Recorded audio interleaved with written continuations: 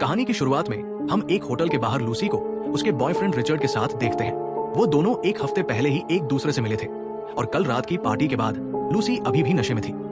इसी बात का फायदा उठाकर रिचर्ड उसे अपना एक काम निकलवाना चाहता था। वो उसे कहता है कि तुम होटल के रिसेप्शन में जाकर मिस्टर जियान के बारे में पूछो और उन्हें ये ब्रीफ केस दे दो। लेकिन लूसी को उस पर भरोसा नहीं था, क्योंकि सिर्फ इतना सा काम करने के लिए रिचर्ड को $1000 मिले थे। ना जाने उस गरीब से दिखने वाले ब्रीफ केस में ऐसा क्या था। तो लूसी वहां जाने से मना कर देती है, लेकिन रिचर्ड वो ब्रीफ केस एक हथकड़ी की मदद से उसके हाथ के साथ बंद कर देता है और ना चाहते हुए भी लूसी को होटल के अंदर जाना पड़ता है। होटल के रिसेप्शन पर वो मिस्टर जियान के बारे में पूछती है और कहती है कि रिचर्ड ने उसे वहां भेजा है। रिसेप्शनिस्ट चाइनीज लैंग्वेज ट्रांसलेट करके बताता है, क्योंकि मिस्टर जियान को इंग्लिश नहीं आती थी। मिस्टर जियान कोई मामूली गुंडा नहीं बल्कि एक बहुत बड़ा माफिया था, जिसके आदमी रिसेप्शन पर आकर रिचर्ड को शूट कर देते हैं और लूसी को जबरदस्ती अपने साथ ले जाते हैं। और कोई कुछ भी नहीं कर पाता, क्योंकि वो बहुत पावरफुल लोग थे। वो गुंडे उसे मिस्टर जियान के पास ले जाते हैं, जहां मिस्टर जियान कुछ लोगों को जान से मार रहा था। ये देखकर लूसी की हालत खराब हो जाती है। फिर मिस्टर जियान लूसी के पास आता है और होटल के एक आदमी को फोन करता है, जो मिस्टर जियान और लूसी की बात को ट्रांसलेट करेगा। लूसी कहती है कि ये सब रिचर्ड की वजह से हुआ। लूसी डर के मारे कांप रही थी। उसने कहा, this is a very big misunderstanding. I don't know anything about this work. I am just a student. Please, I beg for my life. लेकिन वहां लूसी की एक भी नहीं चलने वाली थी। मिस्टर जियान ने कड़क आवाज में कहा, मैं रिचर्ड पर भरोसा नहीं कर सकता। वह पैसों के लिए कुछ भी कर सकता है। फिर उसने लूसी को ब्रीफकेस खोलने के लिए एक कोड बताया और खुद सामने वाले कमरे में छिप गया। उसके सारे गुंडे बुलेट प्रूफ आर्मर शील्ड लेकर खड़े हो गए। लूसी डरते डरते कोड डालती है, लेकिन खुशकिस्मती से उसमें बम नहीं था, बल्कि प्लास्टिक के पैकेट थे जिनमें नीला पाउडर भरा था। मिस्टर जियान उसमें से थोड़ा पाउडर बाहर निकालता है और उसके गुंडे एक आदमी को लाते हैं, जिसे उन्होंने ड्रग की क्वालिटी टेस्ट करने के लिए रखा था। वो आदमी जैसे ही थोड़ी मात्रा में पाउडर कंज्यूम करता है, उसके हालात बिगड़ने लगते हैं। उसकी आंखें फैल जाती है, चेहरा लाल हो जाता है और वो पागलों की तरह हंसने लगता है। मिस्टर जियान उसे तुरंत शूट कर देता है। फिर वो लूसी को जॉब ऑफर करता है, लेकिन लूसी गुस्से में मना कर देती है और कहती है, I don't want to work with you, not in any condition. इसका मतलब था, मैं तुम्हारे साथ काम नहीं करना चाहती, किसी भी हालत में नहीं। एक गुंडा गुस्से में उसके सिर पर जोर से मुक्का मारता है और लूसी बेहोश हो जाती है। अब सीन बदलता है। हम एक बड़ी यूनिवर्सिटी के लेक्चर हॉल में आते हैं, जहां एक senior scientist professor Norman students को लेक्चर दे रहे होते हैं। प्रोफेसर नॉर्मन कहते हैं, मैंने अपनी पूरी जिंदगी एक ही सवाल की रिसर्च में लगा दी। इंसान अपने दिमाग का ज्यादा से ज्यादा 10% हिस्सा इस्तेमाल करता है, बाकी का 90% हिस्सा एक रहस्य है, और उस रहस्य में ऐसी शक्तियां छुपी हैं जिसकी हम कल्पना भी नहीं कर सकते। आज तक इंसान जो भी टेक्नोलॉजी, साइंस, तरक्की लेकर आया है, वो सिर्फ अपने 10% ब्रेन से किया है। दूसरी प्रजातियों में भी दिमाग की यूज करने की कैपेसिटी कम है। जानवर सिर्फ 5% इस्तेमाल करते हैं। डॉल्फिन इस धरती की अकेली ऐसी प्रजाति है जो अपने दिमाग का 20% इस्तेमाल करती है। इसलिए डॉल्फिन ने सोनार सिस्टम डेवलप किया, एक ऐसी कम्युनिकेशन टेक्नोलॉजी जो इंसानों के सबसे एडवांस सिस्टम से भी बेहतर है। डॉल्फिन्स ने ऐसे सिस्टम बनाए हैं जिनकी मदद से वो पानी के अंदर भी आराम से दूसरे डॉल्फिन्स को अपना संदेश भेज पाती है। इंसानों के बनाए हुए सिस्टम के मुकाबले ये तरीका कहीं ज्यादा बढ़िया है। प्रोफेसर नॉर्मन ने बताया कि अगर किसी सेल के आसपास का माहौल अच्छा होता है तो वो खुद को तेजी से बढ़ाते हैं, लेकिन अगर हालात खराब हो जाए तो यही सेल गड़बड़ करने लगती है और शरीर को नुकसान पहुंचाना शुरू कर देती है। इसके बाद सीन बदलता है और हम लूसी को होटल के एक कमरे में देखते हैं। उसकी हालत बहुत बुरी थी। लूसी ने नीचे देखा तो उसके पेट पर पट्टी बंधी हुई थी जो खून से भरी थी। पास में ऑपरेशन वाले औजार रखे हुए थे। तभी एक गुंडा अंदर आता है और लूसी से कहता है, कपड़े पहन और बाहर निकल। लूसी जैसे तैसे कपड़े पहनती है और बाहर निकलती है। बाहर आते ही वो गुस्से में मिस्टर जियान से पूछती है, मेरे पेट के साथ आपने क्या किया है? मिस्टर जियान का एक आदमी जो इंग्लिश में बात कर सकता था आगे आता है और कहता है, हमने तुम्हारा कोई अंग नहीं निकाला, हमने सिर्फ वो नीला ड्रग का पैकेट छुपाया है जिसका साइंटिफिक नाम CPH4 है। वो एक बहुत ही खतरनाक ड्रग है जिसकी दुनिया भर में बहुत ज्यादा मांग है। इसी वजह से इसकी कीमत भी बहुत ज्यादा है। उस आदमी ने आगे बताया, तुम्हारे साथ 3 और लोग हैं, उनके पेट में भी ऐसे ही एक एक पैकेट छुपाया गया है। सबको अलग अलग देशों में भेजा जाएगा। वहां हमारे आदमी ऑपरेशन करके वो ड्रग निकालेंगे और फिर उसे बेचा जाएगा। यही मिस्टर जियान का धंधा है। लूसी बहुत डर गई थी। फिर वो आदमी लूसी को धमकाते हुए बोला, अगर भागने की कोशिश की या किसी पुलिस को बताया तो तुम्हारा पूरा परिवार खत्म कर देंगे। इसके बाद लूसी और बाकी लोगों के मुंह पर कपड़ा बांध दिया जाता है और उन्हें वहां से ले जाया जाता है। लूसी अंदर से कांप रही थी, लेकिन फिर भी वो अपने दिमाग को काबू में रख रही थी। जब लूसी के मुंह से कपड़ा हटता है, वो खुद को एक पक्के कमरे में पाती है। तभी एक गुंडा उसको परेशान करता है। लूसी गुस्से में उसे जोर से धक्का मारती है। गुंडा भड़क जाता है और गुस्से में लूसी के पेट पर जोरदार लाते मारता है। दर्द के मारे लूसी जमीन पर गिर जाती है। उसके पेट से फिर से खून बहने लगता है। पेट में रखा हुआ ड्रग का पैकेट फट चुका था। अब वो ड्रग उसके खून में घुलने लगा था। ये वही ड्रग था जिसका सिर्फ एक छोटा सा हिस्सा खाने से मिस्टर जियान के कमरे में उस आदमी की हालत बहुत बुरी हो गई थी। तो सोचो लूसी के साथ क्या होने वाला था। लूसी के शरीर में ऐसा लग रहा था जैसे हजारों वोल्ट की बिजली दौड़ रही हो। उसका अपने शरीर पर बिल्कुल भी काबू नहीं रहा। अचानक वो हवा में ऊपर उठने लगी। उसके पूरे शरीर के अंदर जैसे कोई धमाका हो रहा हो। नीला रंग उसके पूरे बदन पर फैलता जा रहा था। वो नीली चमक जैसे उसके शरीर को जबरदस्त ताकत दे रही थी। लूसी की आंखों का रंग हर सेकंड बदल रहा था। इसी बीच सीन कट होता है और कैमरा लेक्चर हॉल में जाता है, जहां प्रोफेसर नॉर्मन अपने लेक्चर में बता रहे होते हैं अगर कोई इंसान अपने दिमाग की क्षमता को 20% तक पहुंचा दे तो वो अपने पूरे शरीर को कंट्रोल कर सकता है। चाहे कितनी भी खराब हालत क्यों ना हो, उसका दिमाग बिल्कुल शांत रहेगा और वो हर मुश्किल परिस्थिति में सही फैसला ले पाएगा। हमारे शरीर में 100 अरब से भी ज्यादा न्यूरॉन होते हैं, लेकिन हम अपने पूरे जीवन में सिर्फ 15% न्यूरॉन का इस्तेमाल करते हैं। इंसान के दिमाग में तारों से भरी आकाशगंगा जितने कनेक्शन होते हैं, लेकिन उनका 90% हिस्सा अभी भी बंद पड़ा है, जिसे कोई खोल नहीं पाया।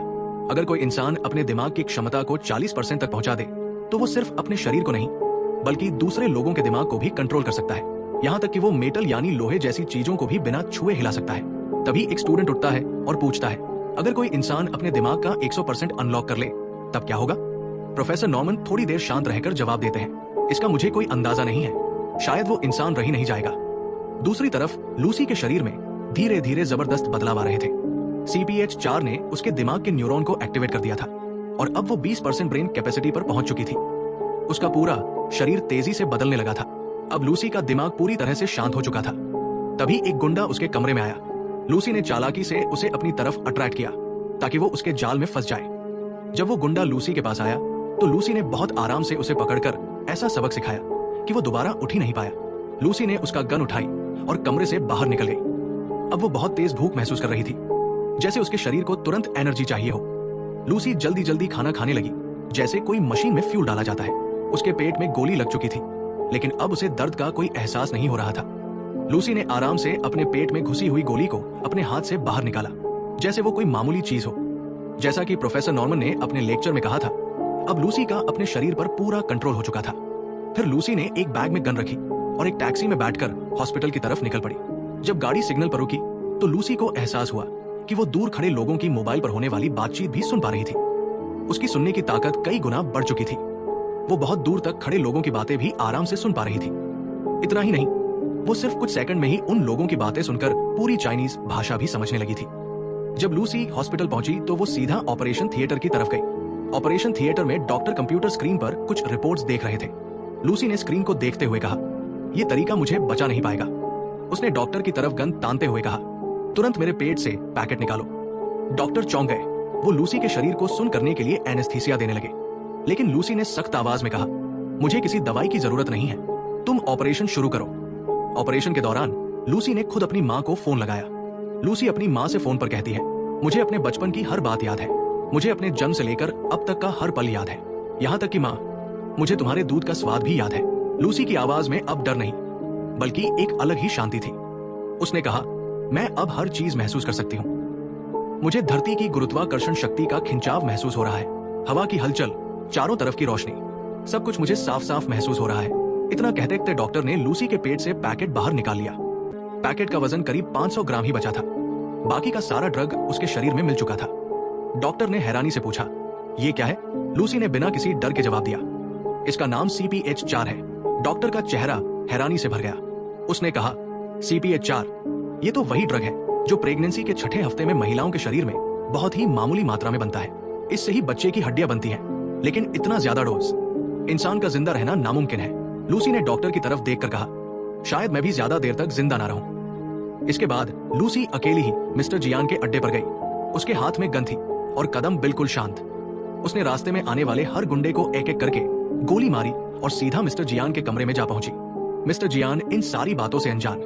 लूसी ने उसके दोनों हाथों में चाकू से वार किया और गुस्से में पूछा, बाकी 3 पैकेट कहाँ हैं जो उन 3 आदमियों के पेट में रखे गए थे? मिस्टर जियान कुछ नहीं बोला, लेकिन लूसी के लिए अब किसी जवाब की जरूरत नहीं थी। वो उसके दिमाग को पढ़ सकती थी। कुछ ही सेकंड में लूसी को सब कुछ पता चल गया। तीनों पैकेट अलग अलग देशों में भेजे गए थे, बर्लिन, पेरिस और रोम। मिस्टर जियान का चेहरा डर से पीला हो गया। लूसी ने सिर्फ 2 मिनट मिस्टर जियान की हवाइयां उड़ा दी। लूसी वहां से निकलकर सीधा अपनी सहेली के घर पहुंची। वहां पहुंचते ही उसने इंसानी दिमाग पर आधारित प्रोफेसर नॉर्मन की सारी रिसर्च को पढ़ना शुरू किया। यह रिसर्च कुल 6734 पन्नों की थी, लेकिन लूसी ने इसे कुछ ही मिनट में पूरा पढ़ लिया। इसके बाद लूसी ने प्रोफेसर नॉर्मन को फोन किया और उन्हें अपनी पूरी कहानी बता दी। लूसी ने कहा, मैंने अपने दिमाग की 28% क्षमता अनलॉक कर ली है। शुरुआत में प्रोफेसर को लगा कि कोई उनके साथ मजाक कर रहा है, लेकिन लूसी ने उनके रूम में रखे टीवी, मोबाइल, रेडियो और बाकी सारे इलेक्ट्रॉनिक गैजेट्स को बिना छुए कंट्रोल करके प्रोफेसर को यकीन दिला दिया।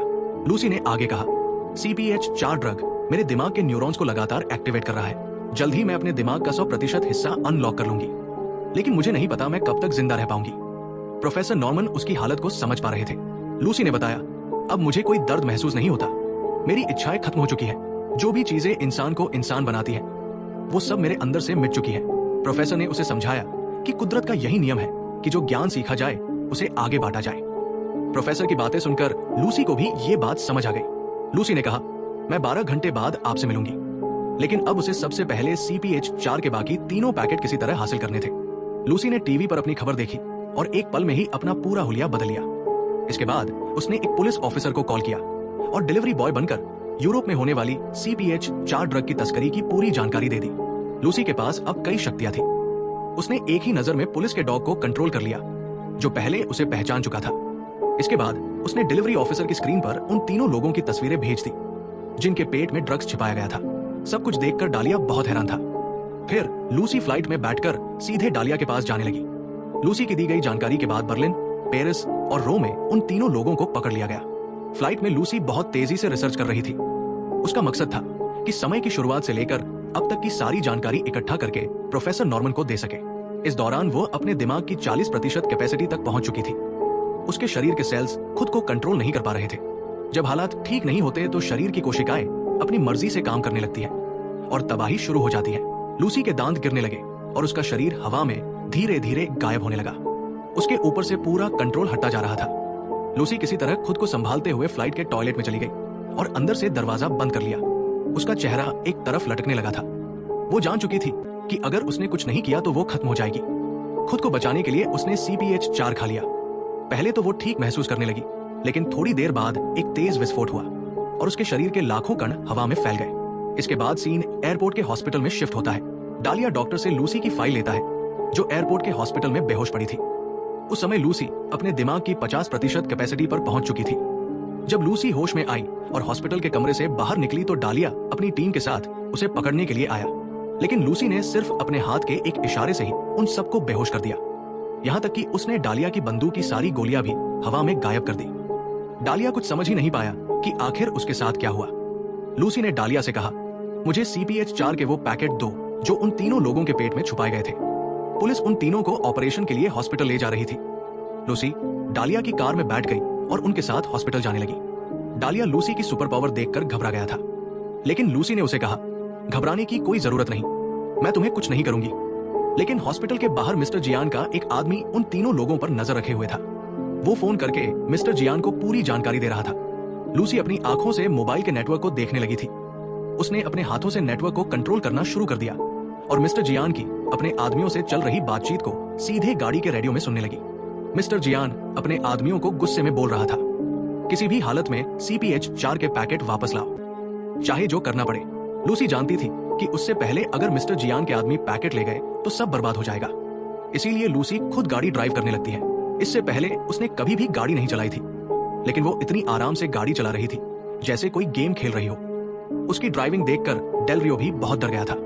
इसी दौरान मिस्टर जियान के आदमी सारे पुलिस वालों पर गोली चलाना शुरू कर देते हैं और उन तीनों लोगों के पेट से CPH-4 के पैकेट निकालने लगते हैं। तभी एक पुलिस ऑफिसर से उनका शूट आउट हो जाता है। उसी वक्त लूसी वहां पहुंच जाती है। मिस्टर जियान का एक आदमी किसी तरह 2 पैकेट को ब्रीफ केस में डालकर कमरे से बाहर भागता है। लूसी उससे ब्रीफ केस मांगती है, लेकिन वो हंसते हुए अपने आदमियों से लूसी को गोली मारने के लिए कहता है और खुद पीछे के रास्ते से भागने लगता है। इस समय तक लूसी अपने दिमाग की 60% कैपेसिटी तक पहुंच चुकी थी। अब वो दूसरे लोगों को अपने दिमाग से कंट्रोल कर सकती थी। वो गुंडों के सामने एक अदृश्य दीवार बना देती है और बाकी सारे गुंडों को हवा में उड़ा देती है।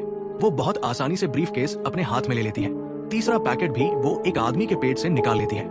इसके बाद लूसी गाड़ी में बैठती है और प्रोफेसर नॉर्मन के पास निकल जाती है। रास्ते में मिस्टर जियान लूसी को देखकर समझ जाता है कि सारे ड्रग्स के पैकेट अब लूसी के पास है। प्रोफेसर नॉर्मन पहले ही लैब पहुंच चुके थे, जहां वो अपनी पूरी टीम और सारे कंप्यूटर्स के साथ तैयार खड़े थे। उसी वक्त मिस्टर जियान और उसके आदमी लूसी की गाड़ी का पीछा करते हुए लैब के बाहर पहुंच जाते हैं। मिस्टर जियान का एक आदमी कहता है, लूसी कोई मामूली लड़की नहीं है, वो किसी चुड़ैल से कम नहीं, उसे मारना बहुत मुश्किल है। मिस्टर जियान गुस्से में कहता है, मुझे ये पहले से पता है, इस बार मैं खुद उसे मारूंगा। फिर वो अपने सारे आदमियों को हमला करने के लिए तैयार कर देता है, लेकिन अंदर बैठी लूसी उनकी सारी बातें सुन लेती है। लूसी डैनियल को कहती है, तुम मुझे प्रोटेक्ट करो ताकि मैं अपना काम शांति से पूरा कर सकूं। फिर लूसी प्रोफेसर नॉर्मन को समझाने लगती है कि इंसानी शरीर में सेल्स कैसे काम करते हैं। वो बोलती है, हमारे शरीर में असीमित ताकतें छुपी हैं। अगर हम अपने सेल्स को कंट्रोल करना सीख जाएं, तो कुछ भी हासिल कर सकते हैं। हम सोचते हैं कि दुनिया कैलकुलेशन से चलती है, लेकिन असल में ऐसा नहीं है। प्रोफेसर नॉर्मन उससे पूछते हैं, अगर सब कुछ हमारी कैलकुलेशन से नहीं चलता तो फिर कैसे चलता है? हमारी कैलकुलेशन गलत कैसे हो सकती है? लूसी मुस्कुराकर कहती है, अगर किसी गाड़ी को बहुत तेज स्पीड में भगाओ तो एक वक्त ऐसा आएगा जब वो तुम्हें दिखेगी ही नहीं, लेकिन इसका मतलब ये नहीं है कि वो गाड़ी वहां नहीं है। बहुत सी चीजें हैं जो हमें दिखती नहीं, लेकिन वो असल में मौजूद होती है। लूसी आगे कहती है, समय ही हर चीज का आधार है। अगर समय को हटा दो तो कोई चीज अस्तित्व में रह ही नहीं सकती। इसी बीच मिस्टर जियान अपने आदमियों के साथ हमला कर देता है। डालिया अपनी टीम के साथ हमला रोकने की कोशिश करता है। लूसी अब खुद को तैयार कर रही थी। वो आखिरी बार बचे हुए CPH-4 को अपनी बॉडी में लेने वाली थी, ताकि अपने दिमाग की 100% कैपेसिटी को अनलॉक कर सके। सभी कंप्यूटर और कैमरा सेटअप तैयार कर दिए गए थे। प्रोफेसर नॉर्मन थोड़े परेशान थे, क्योंकि उन्हें डर था कि इतनी बड़ी इंफॉर्मेशन इंसान को मिलनी चाहिए या नहीं, कहीं इसका गलत इस्तेमाल ना हो जाए। लूसी ने शांति से कहा, अगर जानकारी सही हाथों में हो तो वही जानकारी लोगों को सही फैसले लेना सिखाती है। लूसी ने कहा, मैं एक सुपर कंप्यूटर बनाऊंगी जिसमें सारी जानकारी स्टोर होगी, और ये जानकारी बिल्कुल आसान भाषा में होगी ताकि हर इंसान इसे समझ सके। लूसी अब प्रोफेसर नॉर्मन को सिर्फ जानकारी नहीं दे रही थी, बल्कि वो ये भी समझा रही थी कि इंसान कैसे समय और अपनी सोच को कंट्रोल कर सकता है। वो एक ऐसा तरीका बता रही थी जो इंसान को समझ से रिवॉल्यूशन तक पहुंचा सकता था। बाहर डेल रियो और मिस्टर जियान के आदमियों के बीच जबरदस्त शूटआउट चल रहा था, जिसमें भारी नुकसान हो रहा था।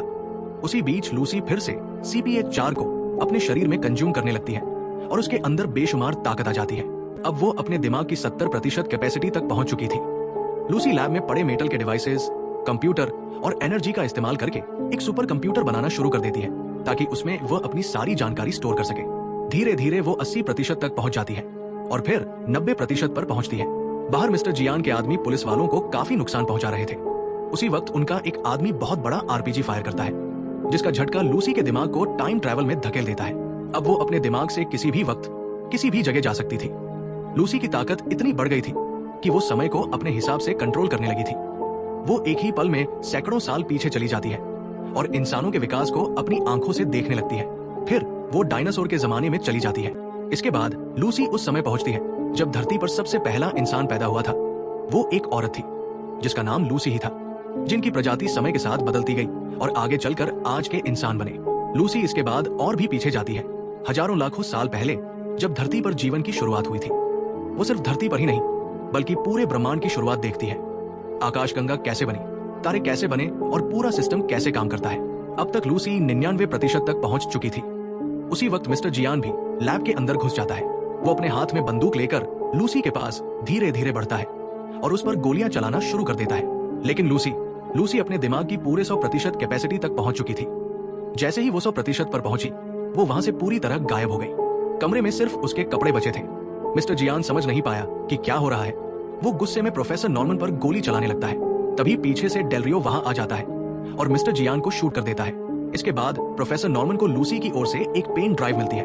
उस पेन ड्राइव में लूसी ने ब्रह्मांड की शुरुआत से लेकर अब तक की सारी जानकारी स्टोर कर दी थी। जैसे ही प्रोफेसर पेन ड्राइव को पकड़ते हैं, लैब में रखा पूरा कंप्यूटर सिस्टम बिखर जाता है। तभी डेल रियो प्रोफेसर से पूछता है, लूसी कहाँ है? तभी लूसी डेल रियो के मोबाइल पर एक मैसेज भेजती है, आई एम एवरीवेयर, मतलब मैं अब हर जगह हूँ। प्रोफेसर ये समझ जाते हैं कि लूसी अब उस तेज रफ्तार वाली चीज की तरह बन चुकी है जो इंसानी आंखों से दिखाई नहीं देती, लेकिन उसका अस्तित्व हर जगह है। फिर आखिरी में लूसी की आवाज सुनाई देती है, अरबों साल पहले हमें जीवन दिया गया, अब हमें सोचना चाहिए कि हमने इसके साथ क्या किया। और यहीं पर यह कहानी खत्म होती है।